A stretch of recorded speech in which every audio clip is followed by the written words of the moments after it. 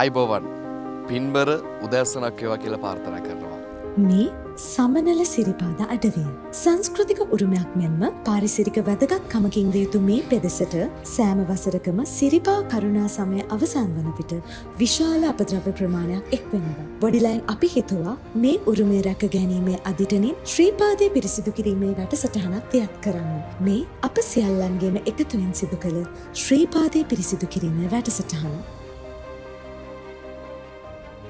දෙවනි වරත් අපි 400කට අධික පිරිසක් මේ ස්ථානයට ගෙනල්ලා අපේ ව්‍යාපෘතිය දැන්ටමත් ක්‍රියාත්මක වෙමින් පවතිනවා. සිරිපදස්ථානය පිරිසිදු කරලා කිලෝ 4000කට පමණ ආසන්න ප්‍රමාණයක් එකතු කරගන්න පුළුවන් වුණ අපද්‍රව්‍ය. අපි ව්‍යාපෘති 25ක් මේ ධර්ණි තලයට අපි මුසු කරන වෙලාවේ අපි එක ව්‍යාපෘතියක් තෝරගත්ත ශ්‍රීපාද ස්ථානය සුද්ධ පවිත්‍ර කිරීමට මනුසත් දෙරණ සහ ශ්‍රී ලංකා යුද හමුදාව විශේෂ කාර්ය බලකාය ශ්‍රී ලංකා රතුපුරුෂ සේවය සියලුම රාජ්‍ය නිලධාරීන් ඇතුළු කණ්ඩායම් සමූහයක් එකතු වෙලා තමයි මේ වසරේ අපි එක්කාසු කරගනිමින් තමයි මේ පුණ්‍ය කර්තව්‍යයට අපි ඉෂ්ට කරන්නේ.